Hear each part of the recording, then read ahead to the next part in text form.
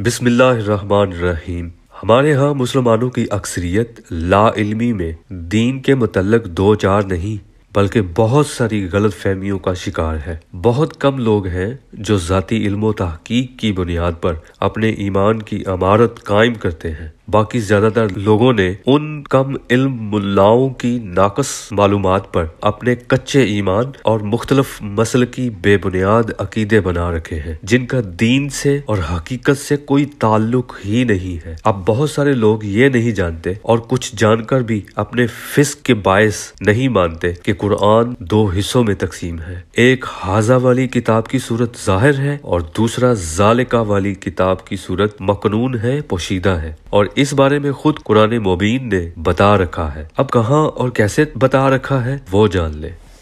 ابھی وضاحت جاری ہے، اسے توجہ سے سمجھیں، اور اگر آپ بڑے دل والے ہیں تو اس آگہی ٹی وی کو سبسکرائب کر لیں، اس سے آپ کو فائدہ ضرور ہوگا انشاءاللہ۔ جنہوں نے میری ویڈیوز دیکھی ہیں وہ جانتے ہیں کہ نظام کائنات دو ظاہر و باطن حصوں میں تقسیم ہے۔ اسی طرح انسان بھی دو مختلف حصوں کی صورت یعنی جسم اور سماوی روح کا مرکب ہے۔ ٹھیک اسی طرح جسم کے لیے شریعت کی الگ تعلیم اور احکامات نازل ہوئے ہیں اور قلب و روح کے لیے الگ طریقت کا علم اور ہدایت نامہ عطا ہوا ہے۔ یعنی انسان کی پہلی منزل جسم کی طہارت اور نفس کی درستگی کرنا ہے۔ اس کے بعد پھر جب اللہ پاک اس بندے کا ایمان قبول فرما لے تو پھر کسی بہانے سے، کسی وسیلے سے طریقت کے علم کی ڈائریکشن اس کے قلب کو دینا شروع کر دیتا ہے۔ اس کا ثبوت قرآن کی اس آیت میں ہے۔ اب یہ جو کاغذ اور جلد کی بنی حاذا القرآن والی کتاب ہے،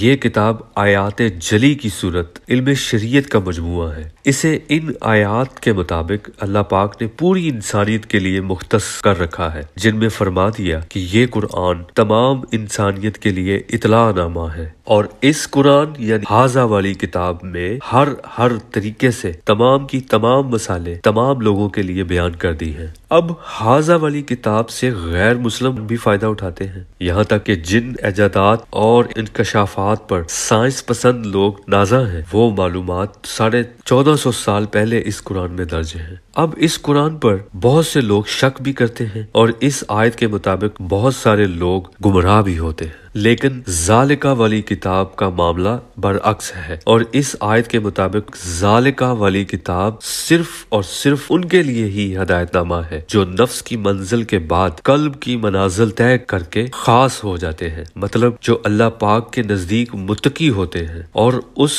ان دیکھی کتاب میں کوئی شک نہیں کرتا، نہ ہی اس میں گمراہی کی کوئی گنجائش ہوتی ہے۔ جن خوش نصیبوں کو ذالکا والی کتاب نصیب ہوتی ہے ان کی کامیابی یقینی ہو جاتی ہے۔ یہاں تک ثابت ہوا کہ یہ دو آیات ایک ہی قرآن کے بارے میں نہیں ہے، کیونکہ حاذا والی کتاب یعنی حاذا القرآن سب کے لیے دستیاب ہے، لیکن ذالکا والی کتاب صرف خاصوں کے لیے مخصوص ہے، جو آپ صلی اللہ علیہ وآلہ وسلم کے سینہ مبارک میں موجود ہے، جس کی تعلیمات اور ہدایات علم باطن کی صورت سینہ بہ سینہ منتقل ہوتی ہے، جو کہ وہ کتاب پوشیدہ ہے اور مخفی انداز میں صرف خاصوں کو ہی ملتی ہے، اور حاذا القرآن آپ صلی اللہ علیہ وآلہ وسلم کی زبان مبارک سے پہلے سے عام ہو چکا ہے۔ اب خدا را اپنے کسی غلط عقیدے یا مسلک پسندی میں اس عظیم حقیقت کو جھٹلا مت دیجیے گا، کیونکہ وحی خفی پر مشتمل ذالکا والی پوشیدہ کتاب تو بہت دور کی بات ہے۔ اس آیت کے مطابق وحی جلی پر مشتمل حاذا والی کتاب کی ساری آیات بینات یعنی ظاہر کی گئی آیات بھی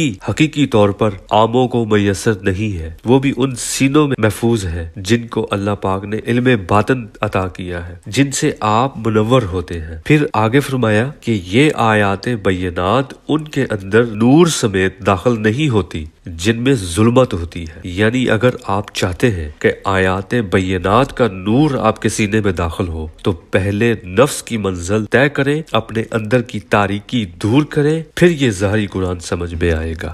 ذالکا والی کتاب تو اس کے بعد کا معاملہ ہے۔ امید ہے آپ یہ فرق سمجھ گئے ہوں گے۔ آگہی ٹی وی کے ویڈیوز کو لائک کریں، کمنٹس کریں، شیئر کریں، شکریہ۔